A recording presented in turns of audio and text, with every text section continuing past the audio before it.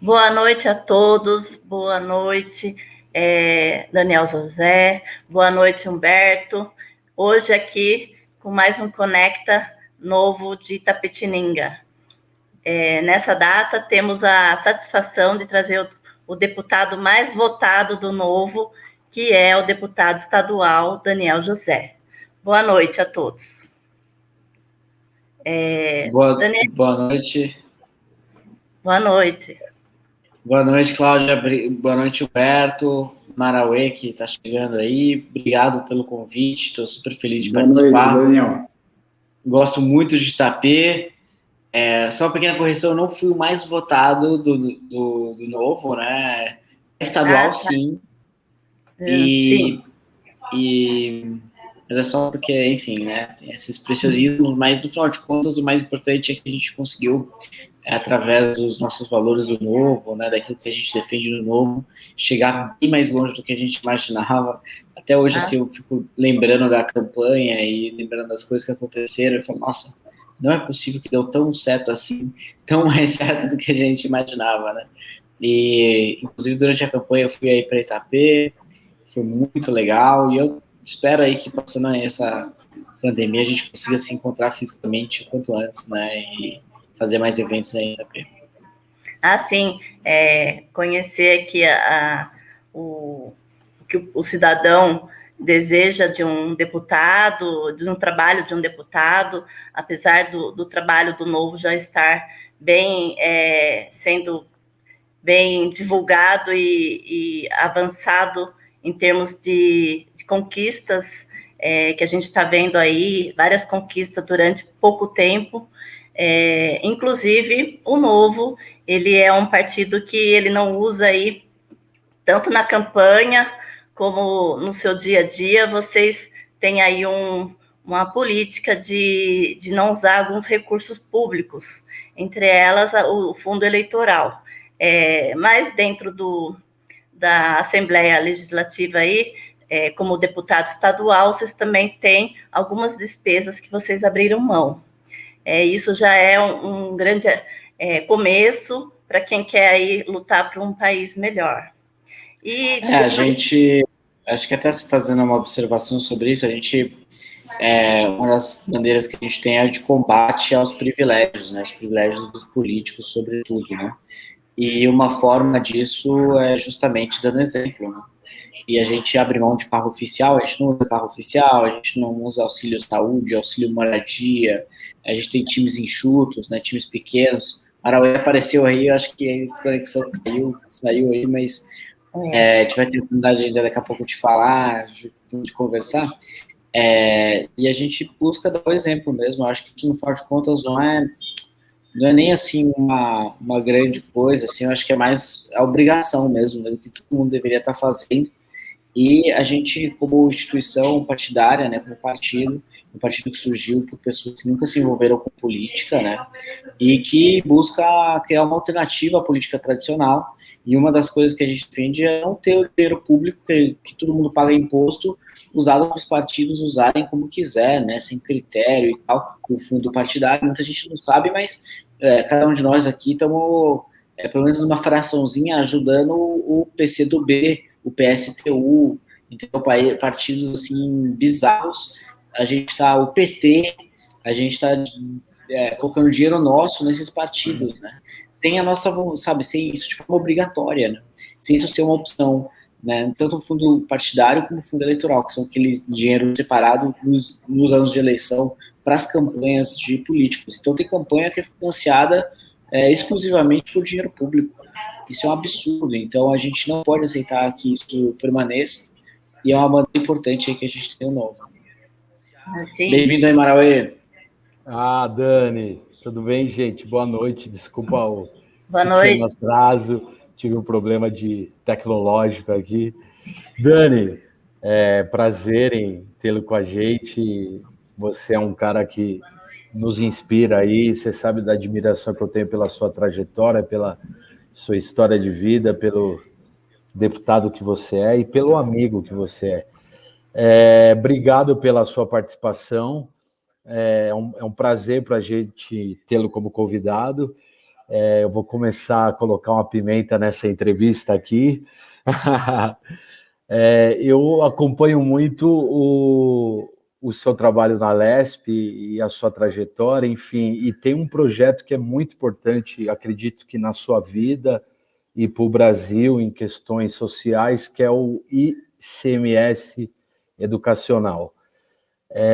Primeiro eu queria saber o que aconteceu, assim, de fato, na Lesp, quais são suas expectativas perante a ele, e enfim, para que isso, a gente sabe de resultados que teve, a sua referência, se eu não me engano, é do Ceará, né? E eu tive feedback de pessoas da Fazenda de que era uma propositura extremamente importante para o Brasil. Eu queria saber de você que está ali como representando a nova política, o que aconteceu em questões assim de votação, de aprovação da Lesp.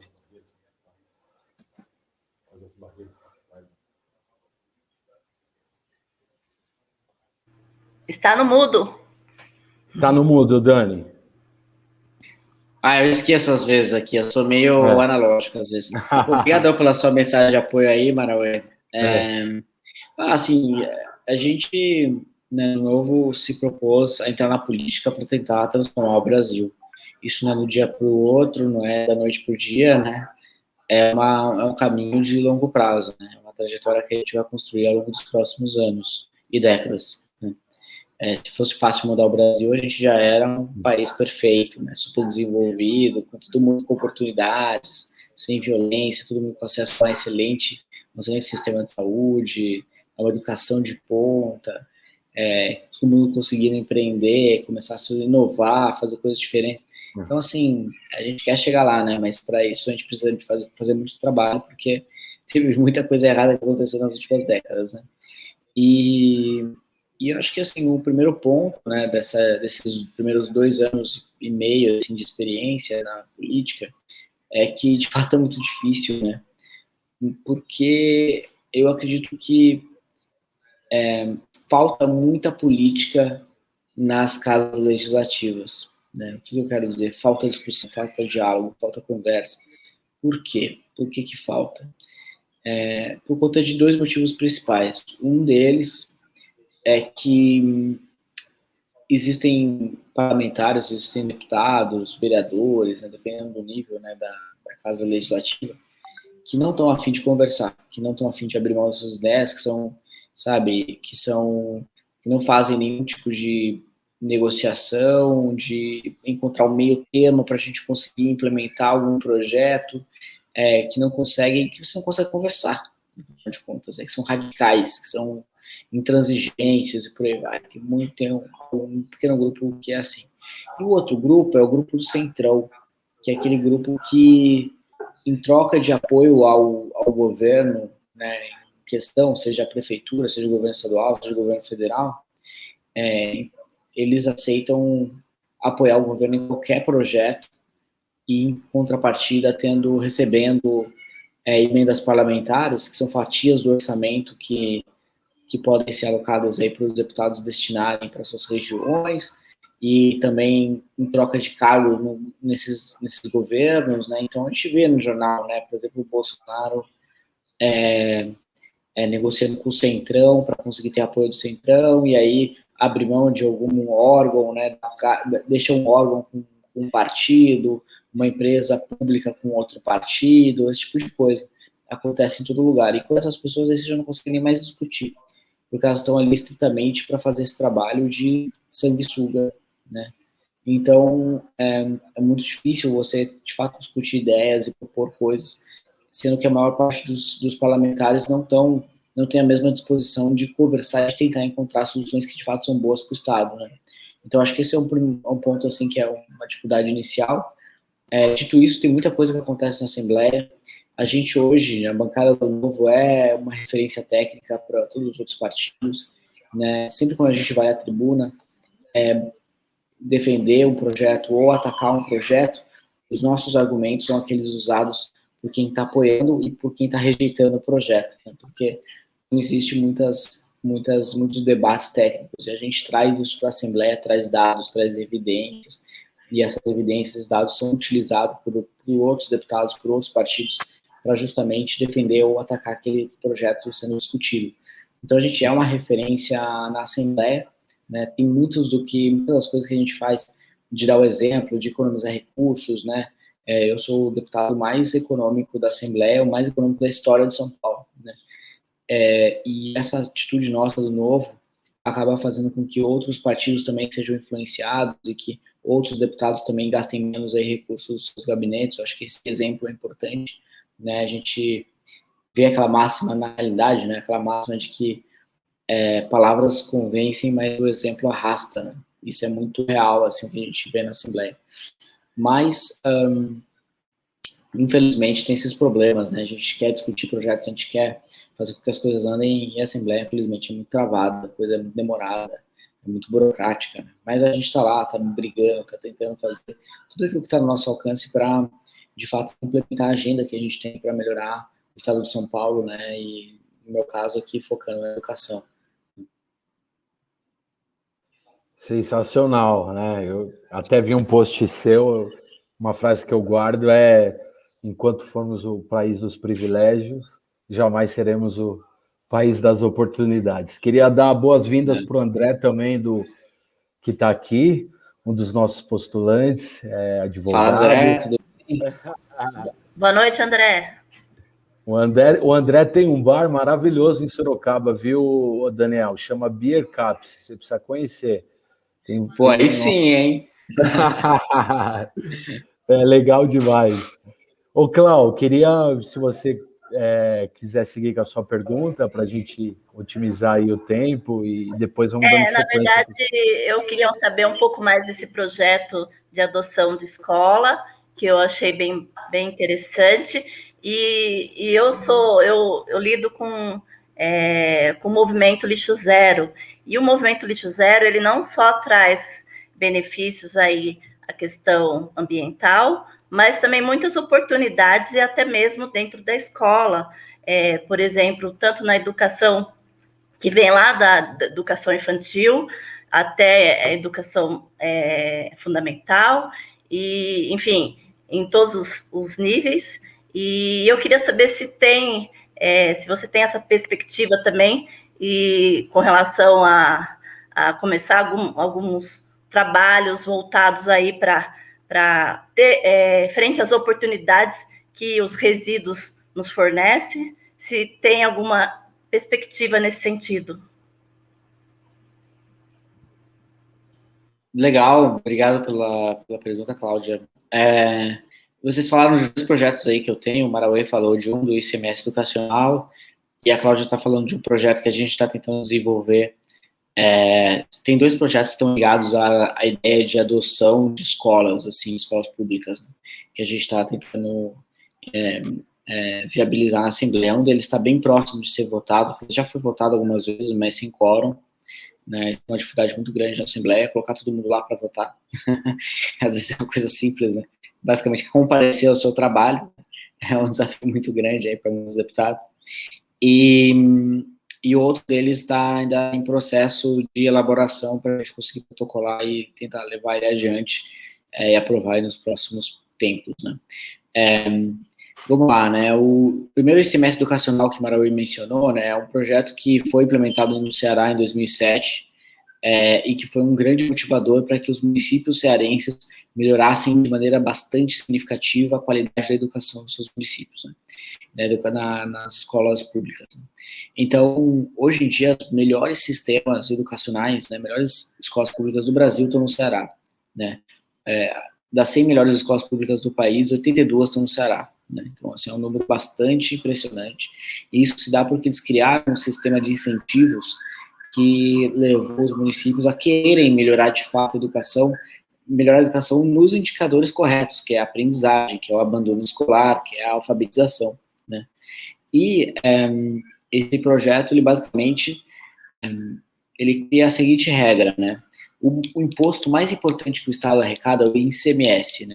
Que é o Imposto sobre Circulação de Mercadorias e Serviços. O Estado de São Paulo arrecada por volta de mais de 100 bilhões de reais por ano de ICMS. E 1/4 desse recurso é distribuído para os municípios através de uma série de critérios, para decidir quanto que vai para Itapê, quanto que vai para Sorocaba, quanto que vai para São Paulo, para Bragança, quanto que vai para cada um dos municípios do estado de São Paulo, tem critérios que determinam isso. E eles colocaram lá no Ceará, em 2007, critérios de desempenho em educação. Então, recebem mais recursos de ICMS os municípios que conseguirem melhorar mais a educação dos seus municípios, das suas escolas, né? Melhorar mais a aprendizagem dos alunos, reduzir o máximo possível o abandono escolar, aumentar o máximo possível da taxa de alfabetização das crianças, e por aí vai, né? E o que eu propus, né, desde o começo do mandato, é justamente fazer uma adaptação desse projeto para implementar ele em São Paulo. É um projeto que já tentou ser votado uma vez, é um projeto muito polêmico, porque ele basicamente fala sobre como que os recursos vão ser distribuídos para os municípios. E aí muita gente não gosta que tenha mudança, muita gente não gosta da ideia de que esses recursos sejam repassados de uma maneira variável, dependendo de critérios de desempenho, né? Eles querem ter alguma coisa garantida já. Geralmente esses critérios atuais privilegiam as cidades grandes e não as pequenas. Então os municípios grandes, como São Paulo, municípios do ABC, muitas vezes abrem uma resistência contra esse projeto, por aí vai, né? Tem alguns desafios que a gente tem para conseguir implementar ele, né? E ele já foi, né, colocado para ser discutido algumas vezes, já foi rejeitado uma vez, eu protocolei de novo, a gente está trabalhando, continua trabalhando com vários prefeitos para tentar fazer com que ele seja implementado até o fim do mandato. Ele sozinho é um projeto que já vale 4 anos de trabalho, porque ele de fato tem o potencial de impactar as notas dos alunos, né, a aprendizagem dos alunos para os próximos anos e décadas. Então ele é um projeto que tem um potencial enorme de gerar resultados assim para a sociedade. Isso é muito, muito, muito relevante, né? Se a gente conseguir aprovar só esse projeto, se conseguisse aprovar só esse projeto, estava ótimo, né? Então é um projeto bem importante. Agora, esse sobre a adoção de escolas, né, tem 2, né? Um deles é um projeto que viabiliza organizações sociais passarem a gerir as escolas públicas. Então, você basicamente fala assim, olha só, essas escolas públicas não vão ser mais geridas pelo Estado, vão ser geridas por uma organização privada, por uma organização social que não tem fins lucrativos. Isso é um projeto que existe, uma medida, uma forma de gestão de escolas que existe em diversos países do mundo já adotam isso, dezenas e dezenas de países do mundo, e que funciona bem, porque se uma organização social não consegue entregar bons resultados de aprendizagem, elas pedem o contrato e outra organização social assume, né?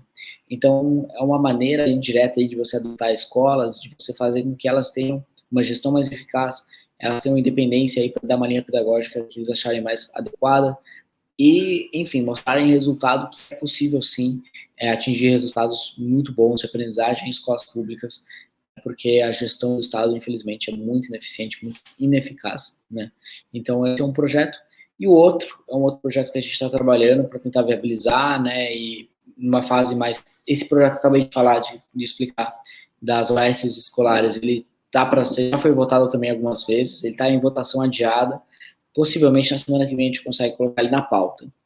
E também o outro projeto, que está mais em fase de elaboração, é permitir que empresas destinem parte do seu ICMS para escolas públicas. Então, façam basicamente a adoção de escolas públicas, né? E aí, não só a destinação desses recursos, mas o acompanhamento também do uso desse dinheiro e criação de um vínculo maior aí entre a empresa e a escola, né? Tem uma série de entraves jurídicos para conseguir viabilizar isso, mas é um projeto bem importante que a gente tem se dedicado e que, se a gente conseguir implementar, com certeza vai ser um ganho muito grande para a educação de São Paulo, não só porque as escolas vão receber mais recursos, né, direto das empresas, mas também porque a gente vai conseguir estreitar a relação das escolas com organizações privadas, né, com o resto da sociedade. Infelizmente, hoje a escola é um ambiente muito isolado do resto do mundo, né?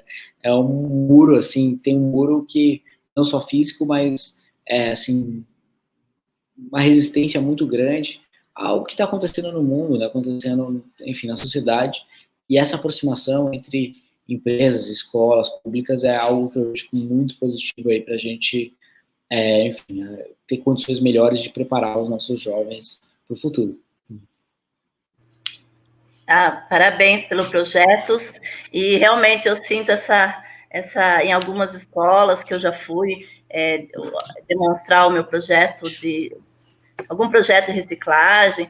Eles seguem uma linha, né? Uma linha que vem lá do governo e muitas vezes não tem interesse em projetos locais que podem agregar tanto na educação como até com relação a essa oportunidade que eu comentei. Até sobre essa questão dos resíduos sólidos que eu acabei pulando, né, tem um projeto que a gente aprovou algumas semanas atrás, alguns meses atrás, na verdade, que ele também coloca como critério de repasse de ICMS para os municípios, assim como o ICMS educacional, critérios ambientais, inclusive o tratamento de resíduos sólidos. Então, os municípios que fizerem um trabalho melhor nesse aspecto vão ter a possibilidade de ter mais recursos. Então, isso gera um incentivo para que as prefeituras melhorem, né, a maneira como coletam resíduos sólidos, né, então, e tratam resíduos sólidos. Então, é um projeto que a gente conseguiu aprovar na Assembleia, um projeto de autoria do governo mesmo, da Secretaria de Ambiente, e que a gente aprovou e apoiou porque é um projeto tecnicamente bem embasado, assim, importante para o Estado. Sensacional, como diz Morauê. Muito bom. Obrigada. Ô, Dani, só para tirar uma dúvida, não quero vou passar para o André, mas assim, o seu projeto ele foi para votação, não só discussão, o educacional. O educacional, nossa, foi um dos episódios assim, mais duros que eu tive assim, nesses primeiros 2 anos e meio assim, de política.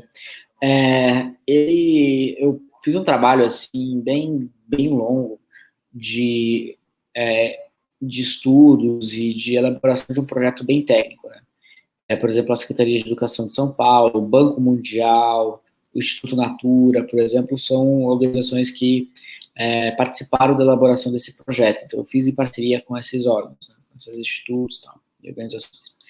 E aí, o projeto é tecnicamente muito bem feito. Eu fiz uma série de conversas, apresentei o projeto para todos os deputados, para todas as bancadas, eu fiz webinários, assim como, por exemplo, esse aqui, e apresentei o projeto, fiz uma apresentaçãozinha e tal, e expliquei o projeto para todas as bancadas, todos os deputados tiveram a oportunidade de conhecer o projeto. E de propor sobre mudanças também. Então, eu coletei várias mudanças e aprimorei o projeto com todas as sugestões dos deputados, conversei com prefeitos, conversei com associações de prefeitos, com a APM, né, Associação Paulista de Municípios, enfim, e com outras organizações que representam prefeituras em diversas regiões, para tentar, enfim, coletar propostas assim, de melhorias para esse projeto, e incorporei muitas das medidas, muitas das propostas que vieram até mim. Mas, como eu disse, né, os critérios atuais, né, acabam privilegiando os maiores municípios, né? Então, passou a existir uma resistência grande de municípios de grande porte a esse projeto, porque eles viram que eles poderiam perder alguma receita. Então, a Prefeitura de São Paulo foi contra, na época, o Bruno Covas, né, foi contra o projeto, alguns prefeitos do ABC também. E mesmo depois de muita negociação, de muita conversa, de várias tentativas diferentes de viabilizar esse projeto, quando ele foi para congresso de comissões, quando as comissões se reúnem juntas, né, ali para decidir se o projeto vai ou não para o plenário, esse projeto foi barrado justamente por uma resistência desses prefeitos aí que eu mencionei, que ligaram até para presidentes nacionais aí de partidos, forçando os deputados a votarem contra o projeto, mesmo deputados que eram favoráveis.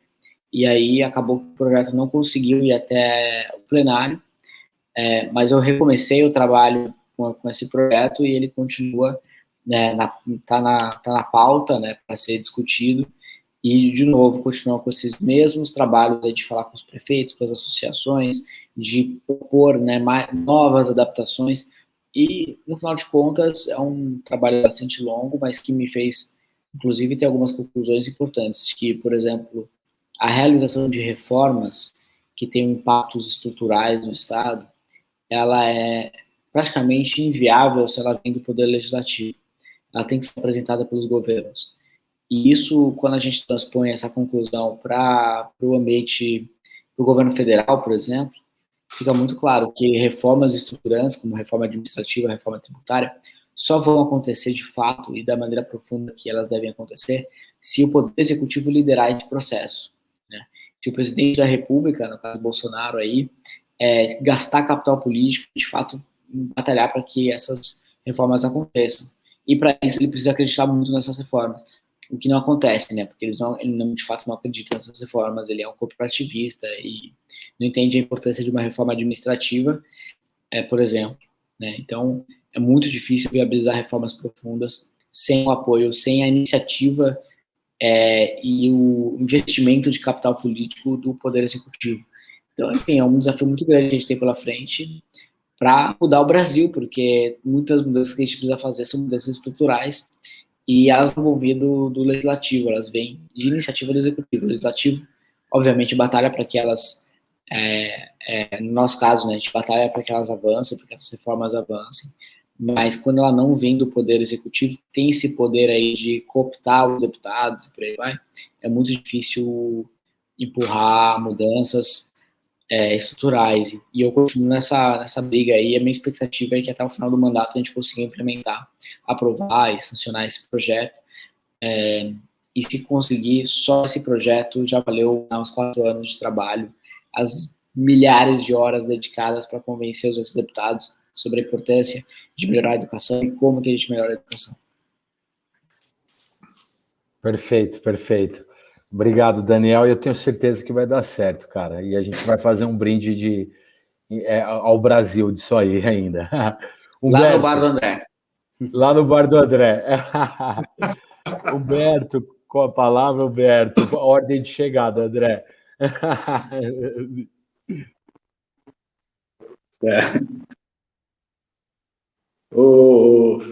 Daniel, vamos avançar um pouquinho no tema, no ano, né, 2022. Eu sei que você está apoiando o Amoedo, pré-candidato. Eu vou fazer uma pergunta, não sei se eu vou colocar você em saia justa. Quem você gostaria de ver como vice do Amoedo? Olha só, antes de responder, eu vou fazer um preâmbulo aqui. Porque contextualizar um pouco mais essa questão das eleições de 2022. A gente tem uma eleição muito importante para o Brasil. É tão importante quanto 2018, porque se em 2018 estava todo mundo se unindo para tirar o PT do poder, e foi muito tempo, foi tempo demais, né? Que a gente ficou na mão do PT. E os impactos a gente vê também até hoje, assim, a gente conseguiu regredir economicamente muito, ao ponto de que países como Gabão, Guiné Equatorial, República Dominicana, Suriname, Botsuana, países que muitas vezes você não consegue nem apontar no mapa, se tornaram ao longo dessas últimas décadas mais ricos que o Brasil, né? Então, a gente teve uma regressão econômica muito forte, a gente perdeu uma oportunidade muito grande de estar em outro patamar econômico por conta dos governos sucessivos do PT. E quando a gente se juntou e tentou tirar o PT, a gente acabou colocando ali como uma alternativa alguém completamente despreparado que não tem nenhum dos valores que a gente gostaria de ver, não defende as ideias que a gente gostaria de ver defendidas. Ele usou muito das pautas que estavam em alta, né, de políticas liberais na economia, né, para a gente conseguir levantar a situação econômica do país. Ele usou isso muito de forma eleitoreira e não com compromisso real de implementar. Não sabia que tinha esse risco, né, mas foi o que o Brasil escolheu, né. E a gente vê depois desse tempo de mandato que o perigo de você colocar alguém despreparado para uma cargo como a presidência da República é tão grande quanto colocar alguém mal intencionado, né? E as consequências a gente vê, né? Enfim, não precisa nem falar, né? A condução da pandemia, de uma crise sanitária global, na mão de alguém completamente incapaz e sem condição de fazer um trabalho minimamente estruturado e com o nível de urgência necessário para que a gente consiga fazer com que não só vidas, né, não sejam perdidas, mas também que a gente consiga recuperar a economia. Hoje, a melhor medida para melhorar a economia do Brasil se chama vacina, né? E a gente precisa dela quanto antes, né? Passando isso, né? A gente tem a situação atual de ver que a disputa do ano que vem pode estar na mão aí de dois populistas, né? Tanto o Bolsonaro quanto o Lula são líderes populistas. Isso não estou falando assim como um ataque político, mas como classificação na ciência política mesmo. Se você buscar os critérios, né, que fazem um líder político se tornar um líder populista, você vai ver que Lula e Bolsonaro, os dois, cumprem boa parte dos quesitos, né? Então, a gente tem um desafio muito grande no ano que vem, que é criar uma viabilidade de pessoa, ou de alguém que consiga ser uma alternativa a esses dois populistas, para que nenhum dos dois seja o nosso presidente a partir de 2023. E essa busca aí por essa via aí alternativa passa por uma condição que eu acho que é importante, que todos os partidos, o quanto antes, façam o seu trabalho de escolher os seus pré-candidatos, de fazer com que eles façam o seu trabalho, e lá na frente a gente conseguir viabilizar alguma união, ou enfim, alguma alternativa com alguém que conseguisse viabilizar mais essa campanha, que pode ser o Amoedo, pode ser outros candidatos de outros partidos, né, e assumindo uma série de compromissos, né. Então, de compromissos de agenda e de não reeleição e por aí vai, né. Acho que só assim a gente vai conseguir ter alguma chance de ter uma alternativa aí razoável no segundo turno e no governo a partir de 2023. E eu acho que o Lula acertou muito em já definir agora, né, já decidir agora, através do convite, né, que a Convenção Nacional do Novo fez para o João Amoedo ser o candidato. A Convenção Nacional são todos os presidentes e vice-presidentes de diretórios estaduais espalhados pelo Brasil, mais o Diretório Nacional. Então, todos ali têm um voto ali e assinam ou não o apoio a algum candidato. E o Amoedo foi escolhido nesse processo, né? Ele foi convidado, né? Uma vez que acho que hoje o Novo tem 3 nomes que têm condição de disputar a presidência da República, que é um cargo super alto, que demanda muita senioridade, assim, demanda muita experiência, né? E os nomes basicamente são Amoedo, né? João Amoedo, Bernardinho e o Zema, né? O Zema decidiu ir para a reeleição, o Bernardinho decidiu ir para a França, treinar a equipe francesa de vôlei, e o Amoedo ali é o outro nome que tem totais condições de disputar a presidência da República. O fundador do partido, se não fosse ele, o Novo não existia, pela trajetória profissional, pelo histórico do setor privado, que é excepcional, assim, que é completamente fora da curva, né? Senão não teria, inclusive, construído o patrimônio que construiu, começando do nada, né? E uma pessoa que, enfim, representou muito bem em 2018 os nossos valores e os nossos princípios, ideias, o Novo, fazendo uma campanha muito bem sucedida que, tá bom, não ganhou, né, obviamente, mas colocou o Novo no mapa e fez com que a gente tivesse votações grandes, né? Então, muito do resultado que a gente teve em 2018 se deve por conta de uma campanha muito bem feita do Amoedo, né? Então, acho que isso é inegável. Foi uma vitória 2018 para a gente no Novo, e essa campanha presidencial de 2018 foi um resultado muito acima daquilo que a gente esperava, sem dinheiro público, sem debate, sem nenhuma exposição grande à grande imprensa, né? A gente conseguiu ter um resultado acima de muitos outros candidatos, muito mais conhecidos, né, do grande público, e a gente conseguiu se tornar uma força política relevante no país, né? E eu acredito que isso tende a crescer. Eu acho que a gente vai conseguir, em primeiro lugar, saindo de um patamar maior. Hoje, o Amoedo tem por volta de 3% a 5% de intenções de voto no Brasil, né? Então, ele já sai de um patamar que é onde ele terminou em 2018, né? E ele, como eu disse, tem condições totais de representar nossas ideias, nossos valores, inclusive fez isso muito bem nesses últimos anos também, né? E vai ter possibilidade de participar de debates, né?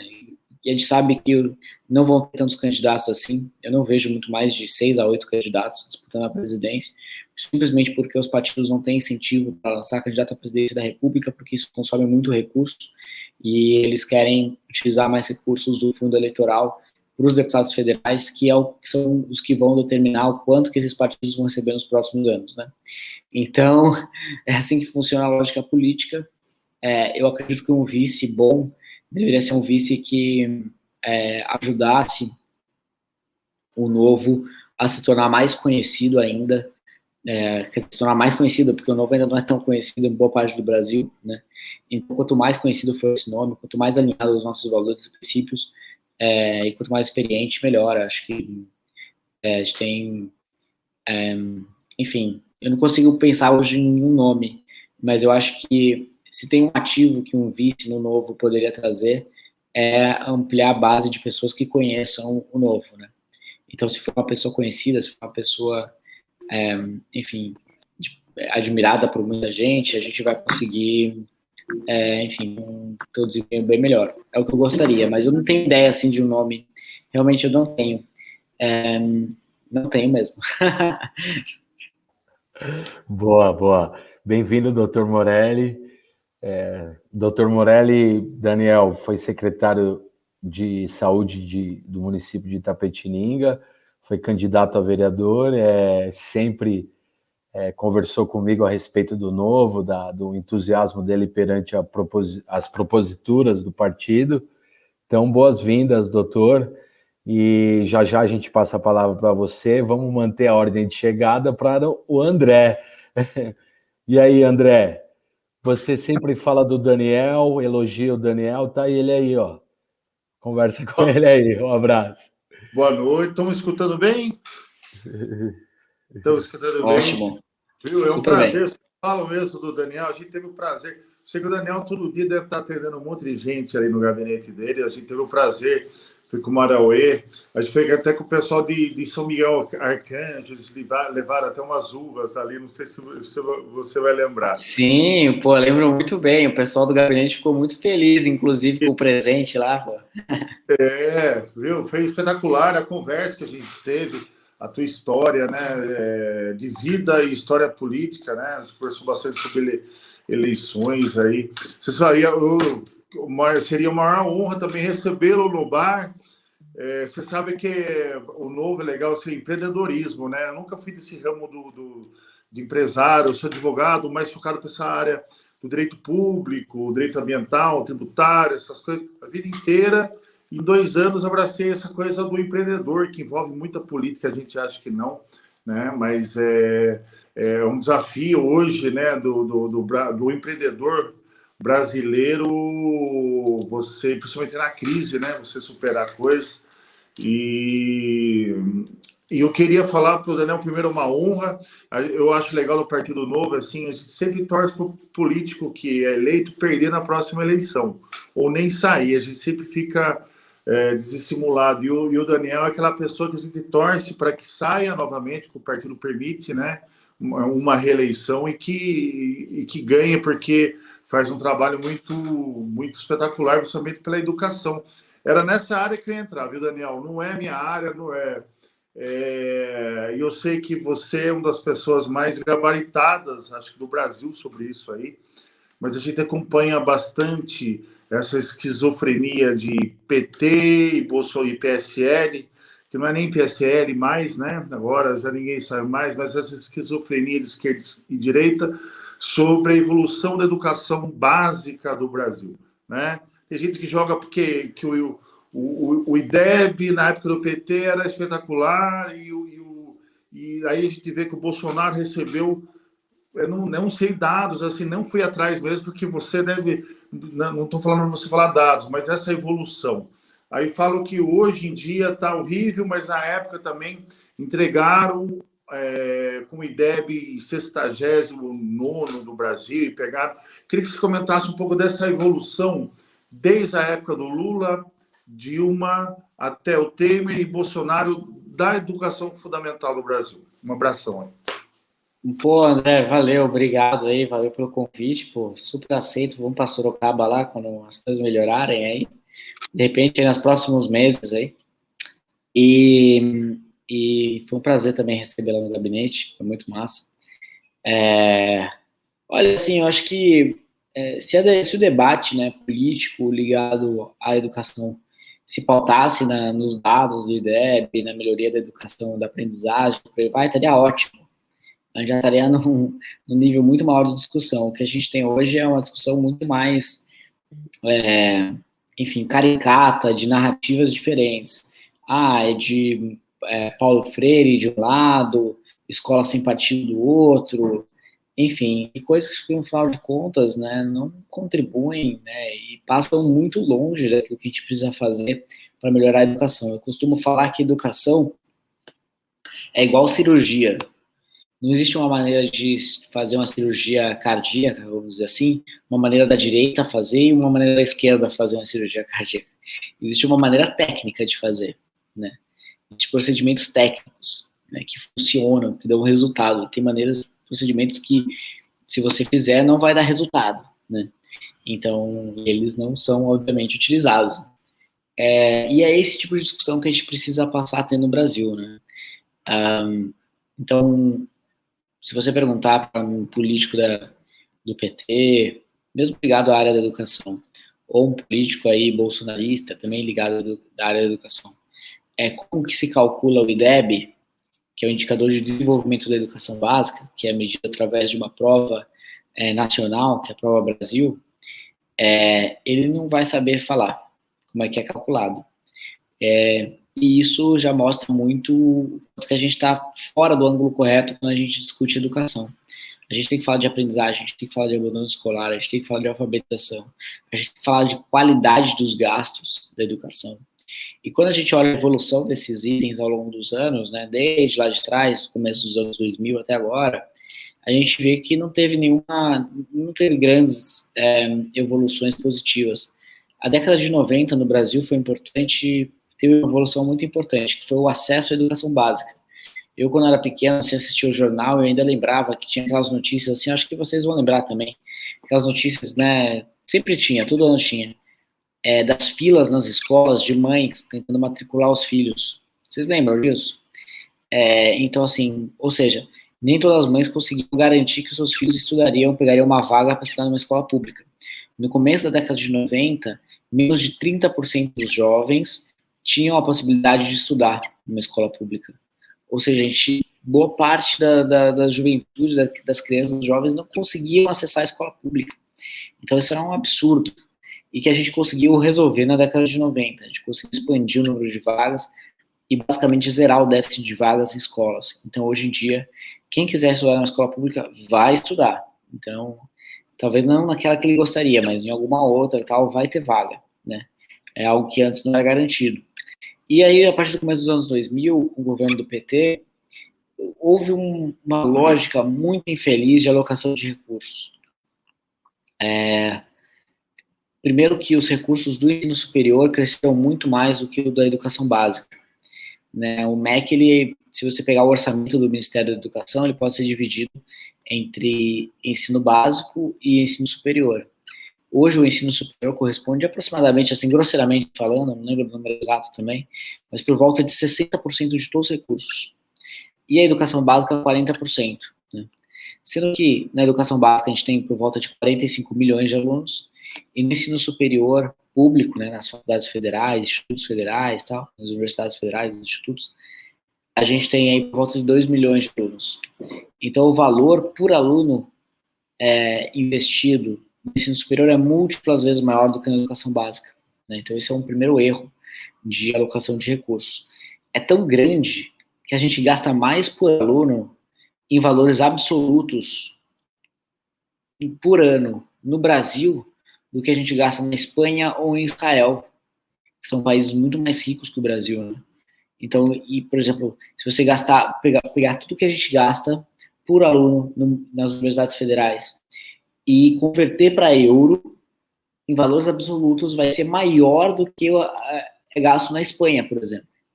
Então, realmente mostra o quanto que a gente gasta em ensino superior. E essa expansão dos gastos no ensino superior se deve muito por conta do governo do PT. Antes do governo do PT, tinha por volta de 120 mil funcionários públicos no Ministério da Educação, né, ligados ao Ministério da Educação. Depois disso, depois dos governos do PT, passava mais de 300 mil funcionários públicos. Então, a maneira, primeiro, que teve um aumento de gastos, né? Isso não é ruim, é bom investir mais em educação, mas com uma qualidade muito ruim, porque o ensino superior foi priorizado em detrimento do ensino básico. E o segundo ponto é que os recursos foram utilizados em expansão, em contratação de pessoal e em concessão de benefícios aos profissionais da educação. Isso não é ruim também, né, em teoria, né, mas só funciona se a gente mudar o sistema de carreira dos professores, né, e fazer com que os professores tenham uma carreira muito mais ligada a entregas, a resultados, do que a tempo de serviço. E como o sistema educacional brasileiro já era um sistema educacional quebrado, você colocar mais dinheiro nesse sistema não vai produzir melhores resultados. Tanto que, se você for olhar o gasto da educação básica do começo do governo Lula até o final do governo Dilma, você vai ver que o valor do Fundeb, que é o fundo principal que financia a educação básica no Brasil, ele cresceu mais de 150%. Mas o valor do IDEB, que é o indicador de qualidade da educação, não cresceu nem perto disso. Nos anos iniciais do ensino fundamental, para as crianças do 1º ao 5º ano, cresceu por volta de 26%. Para os anos finais, por volta de 16%. 22% para os anos iniciais, 16% para os anos finais e 3% para o ensino médio. Ou seja, você coloca 150% a mais de recursos, você mais do que dobra o quanto você usa de dinheiro, e você tem melhoras muito marginais na qualidade. Então, você tem um retorno sobre o investimento muito baixo. Então, isso dá porque a gente gastou muito mal, a gente contratou mais pessoas num sistema que não funciona bem. E a gente gastou mais com o pessoal num sistema quebrado. Então, o que a gente precisa fazer, no caso, é fazer uma reforma muito grande educacional no Brasil, que passa, em primeiro lugar, por uma modernização da carreira dos professores, para que essa carreira seja, de fato, mais atrativa. Então, um piso inicial mais alto mesmo, precisa, né? Mas uma evolução ao longo do tempo, sem benefícios por tempo de trabalho, sem benefícios à torta direito, mas uma evolução que esteja atrelada às entregas, ao quanto cada professor tem capacidade de ensinar e de melhorar a vida dos alunos, né? O quanto de valor que eles adicionam na vida dos alunos. Isso pode ser medido, isso já é medido hoje, e pode ser medido de uma forma mais eficiente, mais eficaz e tudo mais, né, óbvio. Mas, se a gente conseguir implementar isso, já resolve uma boa parte dos problemas da educação. Um outro ponto que eu acho que é crucial, que é um ponto nevrálgico para melhorar a educação, é justamente a formação dos professores. Hoje, no Brasil, a formação de professores, cursos de pedagogia, licenciatura, são muito teóricos e pouco práticos. Então, em países que têm excelente desempenho em educação, por exemplo, Singapura e tal, a formação dos professores é muito mais técnica, é muito mais prática. Eles treinam como receber um aluno na sala de aula, como mediar conflitos e por aí vai. E aqui os professores aprendem um monte de teoria de pedagogia, né? E que, no final de contas, né, na prática, não ensinam os alunos a chegar na sala de aula com 40 alunos e transmitir um conteúdo de uma forma eficaz, fazendo com que pelo menos ali 90% da turma consiga aprender o conteúdo esperado, né? Então, esses são dois pontos aqui rápidos que eu acho que vale a pena falar sobre como melhorar a educação. Isso eu ia comentar também, porque, assim, são mundos muito fechados. Na minha opinião, a escola tinha que entrar mais no mercado e o mercado entrar mais na escola. Ter essa abertura, até para troca de experiência, troca de conhecimento, porque muitas vezes você sai até de uma faculdade e vai para o mercado, você tem que fazer outros cursos mais técnicos, senão você não deslancha, porque você teve tanta teoria, que no mercado não se, assim, lógico que você tem uma bagagem analítica, mas assim, não se usa, você tem que fazer outros cursos para conseguir acompanhar o mercado. E isso também, dentro aí de escolas do ensino básico, fundamental, ter aí uma visão mais, não só de mercado, mas até da sociedade em si, que ela está embutida.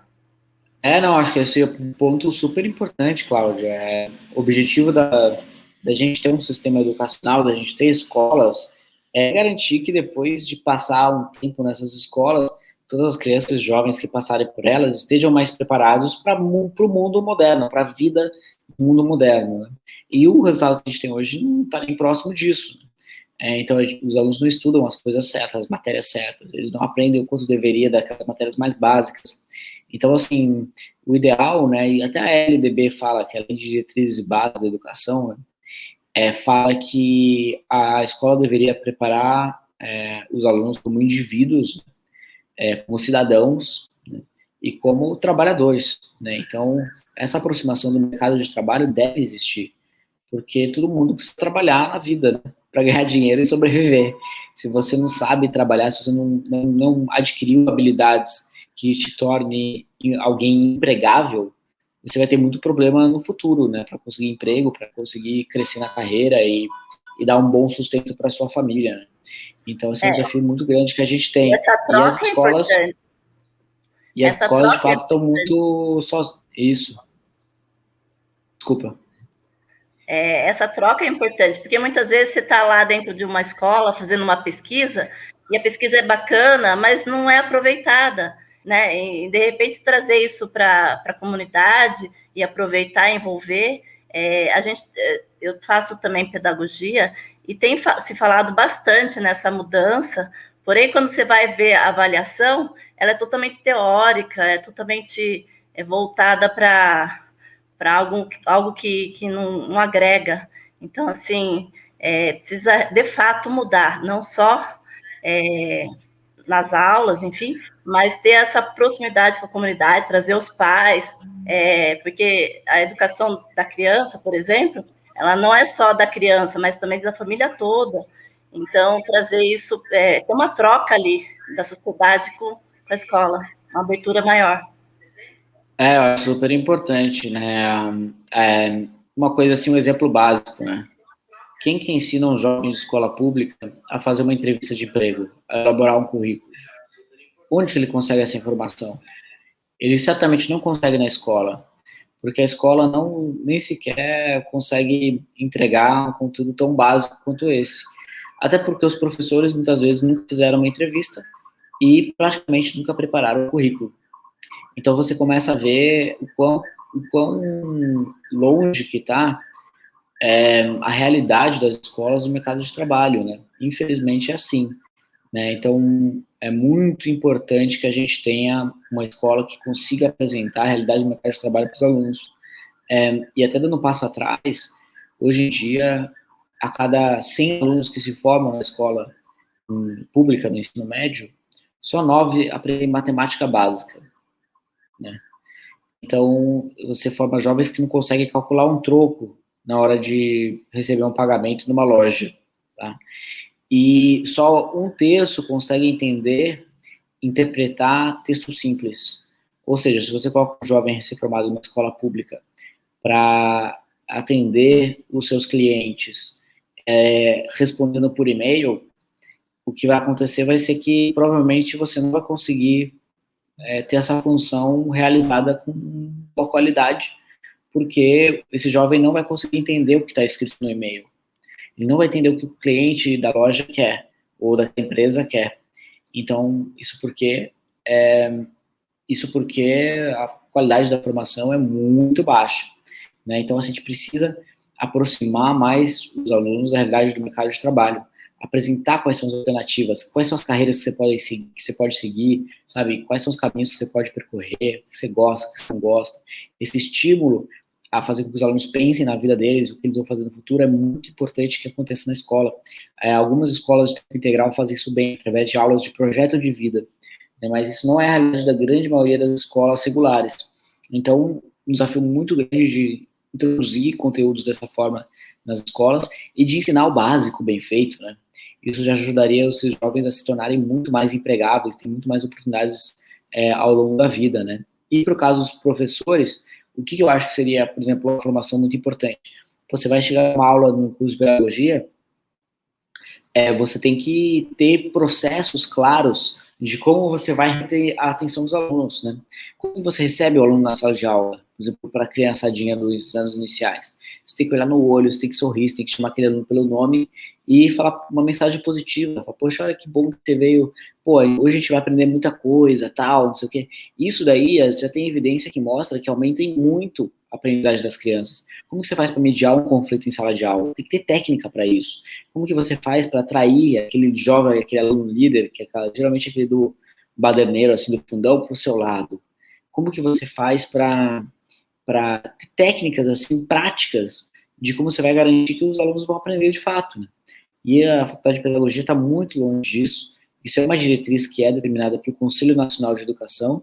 Existem propostas assim, de mudança nisso que estão avançando, e a minha esperança é que elas, de fato, sejam concretizadas. Se a gente conseguir mudar as diretrizes dos cursos de pedagogia no Brasil para serem menos teóricos e muito mais práticos, com certeza a gente vai ver uma evolução quase que, assim, imediata da qualidade do ensino ao redor do Brasil, né? Com esses professores formados por essas novas bases, os novos currículos.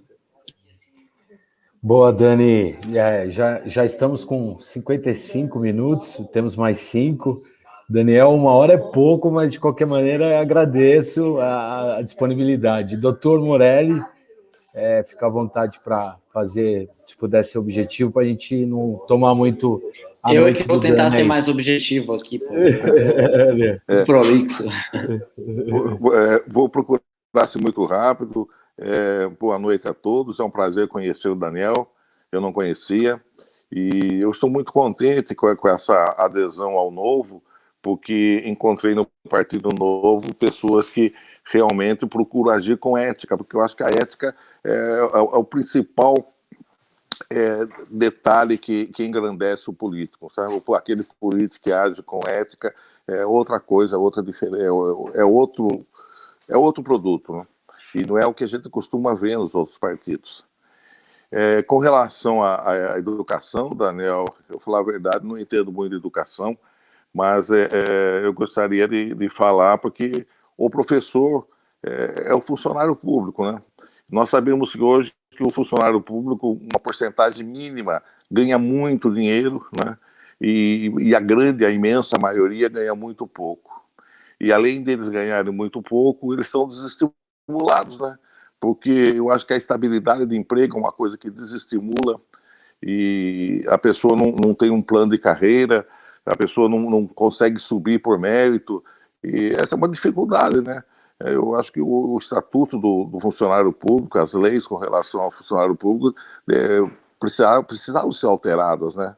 Eu acho que ao longo dos anos aí nós temos que mudar esse quadro, que você vê, por exemplo, a diferença de um professor do ensino fundamental, de escola pública e de escola privada, né? A diferença é muito grande, né? A gente coloca as crianças nossas, eu não tenho mais criança, mas coloca as crianças na escola privada, porque sabe que o professor é melhor, que a qualidade dele é muito melhor, e que ele trabalha muito mais satisfeito, porque ele ganha mais, né? Porque nós não podemos levar em conta esses funcionários públicos aí na faixa de 60, 80, 90, até 100 mil reais, né? O que não acontece na grande maioria, e lógico, nessa grande maioria, todos os professores de ensino fundamental, né? E com relação à aplicação de muitos recursos aí no ensino superior, lógico que isso aí é um erro, né? Nós tínhamos que investir muito mais no ensino fundamental. Mas é isso, queria ser rápido e é um prazer conhecê-lo, tá? E gostei aí da sua explanação. Tá ok? Obrigado aí, doutor Morelli. Vou parar por aqui para não estender muito. Não, mas eu acho que você entrou num ponto que é fundamental para melhorar a educação no Brasil, que é as regras do funcionalismo público, né? Esse eu acho que é o ponto, de todos os pontos assim, onde a gente consegue ter mais, sabe aquela coisa do 80-20, do Pareto, que com 20% das ações você consegue 80% dos resultados, aquele 80-20? Esse para mim é o 80-20 na educação, que é você mudar as regras do funcionalismo público. Por isso que o ponto que mais tem potencial de melhorar a educação é uma reforma administrativa. Por isso que ela é tão importante, né? E por isso que eu bato tanto nessa tecla, que o governo federal, infelizmente, a gente tem um presidente que não tem a vontade de implementar uma reforma administrativa profunda, porque é isso que tem o potencial de destravar não só a educação, mas todas as áreas, e fazer com que elas tenham, enfim, muito mais, todos os serviços públicos tenham mais qualidade. Afinal de contas, é esse o resultado que a gente quer, né? E que a gente pode obter se tiver as carreiras informadas. E você também tocou num outro ponto que acho que é muito importante, doutor Morelli, que é a motivação dos professores, né? E muitas vezes, quando a gente fala de motivação e tal, essa questão dos professores, a gente fala em salário, que é um ponto que precisa melhorar também, mas existem uma série de outros fatores que são importantes você mudar para fazer com que a carreira dos professores seja mais atrativas. Né? Se perguntasse hoje, Daniel, você gostaria de ser professor numa escola pública? Eu falaria, putz, hoje eu gostaria. Por quê? Porque se eu for um baita professor, eu não vou receber nada mais, eu vou ser prejudicado até, porque eu vou dar mais trabalho para o meu diretor, que vai gostar menos de mim, porque eu vou querer levar os alunos para o museu, vou querer fazer atividades diferentes, eu vou dar trabalho para esse diretor. Né? Eu vou querer fazer atividades para levantar recursos, para ter mais alternativas, para ensinar esses alunos com experiências, e não só com apresentação teórica das matérias. Eu vou querer fazer muito mais coisa, então eu vou dar trabalho para o meu diretor, eu vou dar trabalho para superintendência de ensino, eu vou dar trabalho para um monte de gente. E aí eu vou ser mal visto, e eu vou olhar para o lado e eu vou ver o cara que não é tão engajado quanto eu, que falta em aula, que falta um monte de aula, e que dá aula ruim, só lendo o livro e copiando o livro na lousa, porque eu já cansei de ver isso nas escolas, sem nenhuma vontade, sem nenhuma vocação para aquilo, e ele ganhando a mesma coisa que eu e tendo zero problemas, entendeu? E eu ganho pouco. Então, assim, que tipo de carreira eu gostaria de ter se eu falar, não, mas, pô, se eu pudesse ser professor, que tipo de carreira eu gostaria de ter? Uma carreira que tivesse uma evolução salarial de acordo com quanto que eu consigo entregar de resultado, assim, então quanto que eu consigo, quão bom professor eu sou, é o quão bem eu vou receber, né? Acho que isso é uma questão muito lógica, assim, mas que no setor público ainda é inviável, né? Na maneira das regras que a gente tem hoje, né? Sem benefícios por tempo e por benefício de entrega, uma carreira que seja uma carreira mais simples, sem 1 milhão de posições diferentes, né? Hoje em dia, uma carreira de professor no estado de São Paulo tem mais de 100 níveis diferentes. Não existe isso, a confusão não dá nada. É importante que seja uma carreira simplificada, com 15 níveis diferentes, níveis de senioridade, de qualidade, entendeu? Com carreira Y, né? Se eu quiser ser diretor, eu quero, em algum momento, focar minha carreira para me tornar um bom diretor, então aprender sobre gestão, aprender sobre como interagir com a comunidade escolar, e para eu estar preparado para isso, saber indicadores de gestão, saber, enfim, tudo aquilo que envolve gerir uma escola, que é uma organização, né? Uma padariazinha que ensina as pessoas que o negócio não é fazer pão, mas é mudar a vida das pessoas, né? O negócio é mudar a vida das pessoas. E eu queria, pelo menos se eu fosse professor, eu queria que tivesse professores muito bons e muito mais experientes que eu, me ensinando a como eu poderia melhorar, né? Então, assistindo as minhas aulas, dando feedback. Então, ter professores e instrutores também é muito importante. Ter formações continuadas que, de fato, me ensinassem técnicas que pudesse testar nas minhas aulas e melhorar a minha técnica de ensino, porque, afinal de contas, é uma palavra em inglês que resume isso muito bem, que é craft, né? Português eu não sei bem, assim, mas é uma técnica, né? Assim como o artista bom tem uma técnica boa, tem uma técnica diferenciada, tem uma coisa assim que é muito marcante, o professor bom também tem uma técnica diferenciada, marcante nos seus alunos, né?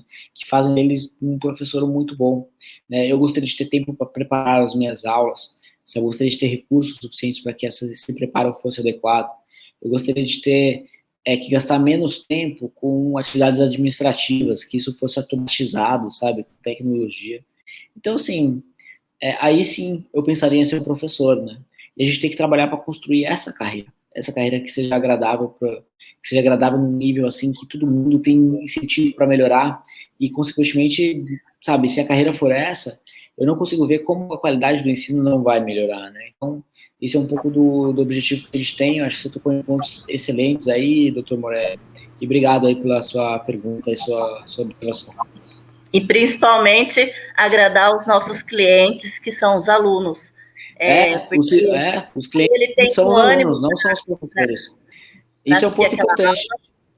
Porque todos os políticos que falam sobre educação geralmente defendem os professores, né? Não, e raramente alguém está falando dos alunos. Então isso é um ponto super importante, né? Eu tô lá, eu brinco que eu sou o presidente do sindicato dos alunos. Então eu consigo defender os alunos, né? e o sindicato das famílias, no final de contas, que é o interesse da família que os alunos aprendam, que os filhos aprendam. Legal demais.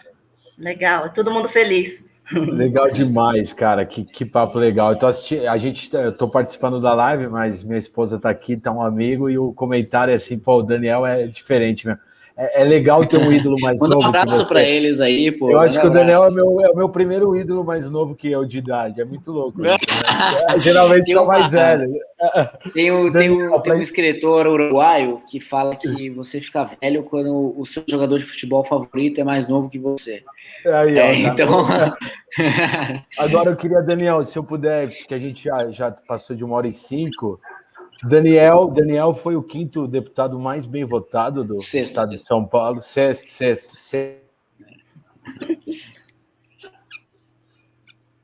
Opa, ficou no mudo, tá no mudo. Acho que você apertou sem querer aí, botou no mudo aí.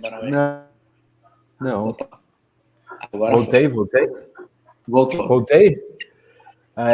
O Dani teve 184 mil votos. A sua votação é um número maior do que a população de Itapetininga, para você ter ideia, Dani.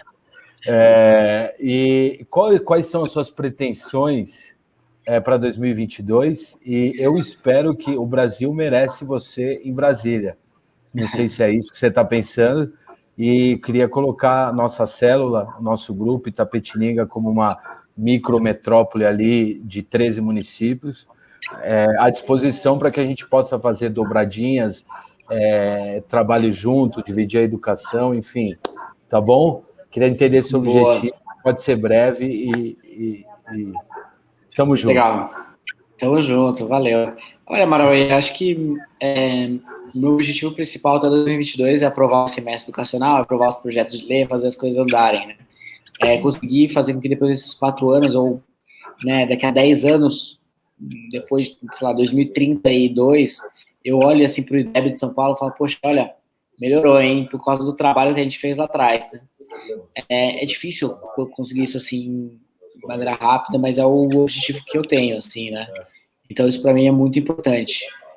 Agora, em termos assim, eleitorais, eu sempre tive o sonho assim, de tentar servir assim, o Brasil numa escala maior e podendo falar sobre mais assuntos. E na Assembleia Estadual a gente tem uma restrição muito grande de assuntos que a gente pode tratar, né?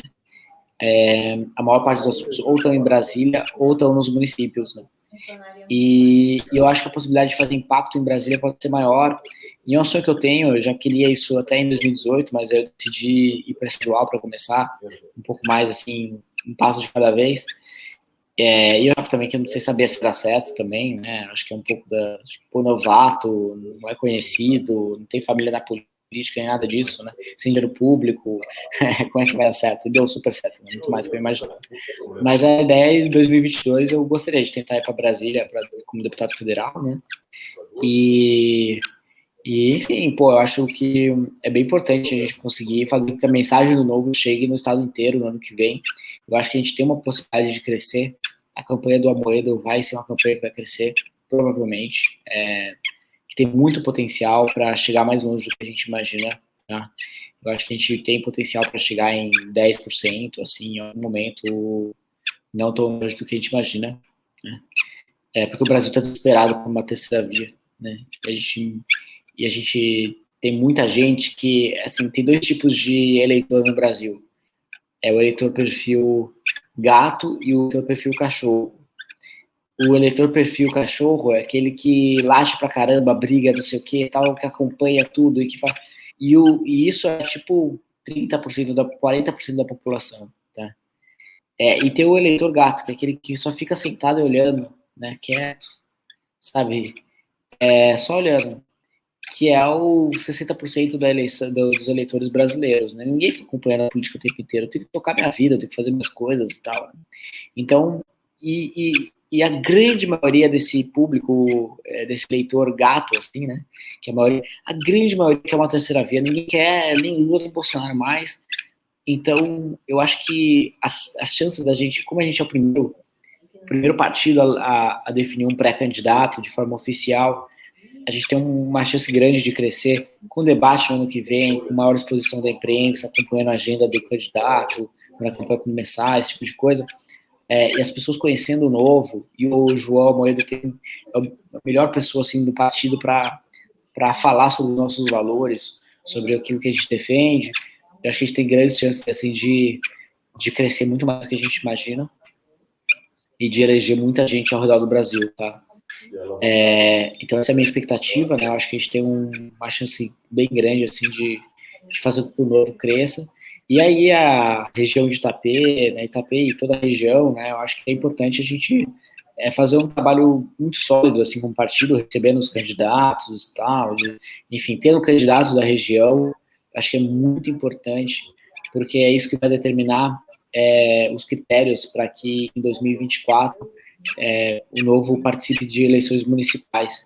Então, se a gente conseguir fazer com que o Novo tenha muito voto em Itapê em 2022, com candidatos da cidade, isso é melhor ainda, e aí é importante, a gente faz dobrada, a gente trabalha junto com o candidato deputado estadual da cidade, por aí, né, a gente sempre busca trabalhar e se ajudar e tudo mais, né, aí sim a gente tem condição de ter uma grande votação do Novo em Itapê, na região, e ter o Novo ali participando das eleições de 2024, então isso é muito importante. Enfim, contem comigo para tudo, eu estou à disposição sempre. Quem da região pensar em se candidatar pelo Novo, vem falar comigo, seja para deputado estadual, seja para deputado federal. Eu quero ajudar todo mundo a fazer campanhas mais competitivas, mais bem estruturadas. A gente aprendeu muito em 2018 e eu estou tentando ajudar o máximo possível, porque o mais importante é que o Novo cresça, né? Perfeito, Dani. Agradecer, obrigado. Já estamos com 1h12. Obrigadão, uma boa noite, foi muito bacana a entrevista. Gratidão, obrigado a todos que participaram. Vai ficar gravado aqui, quem puder compartilhar. Valeu. Obrigada. Obrigadão, pessoal. Valeu mesmo. Obrigado, Daniel. Boa noite. Um abraço. Valeu. Tchau. Um abraço. Boa noite. Tchau. Valeu.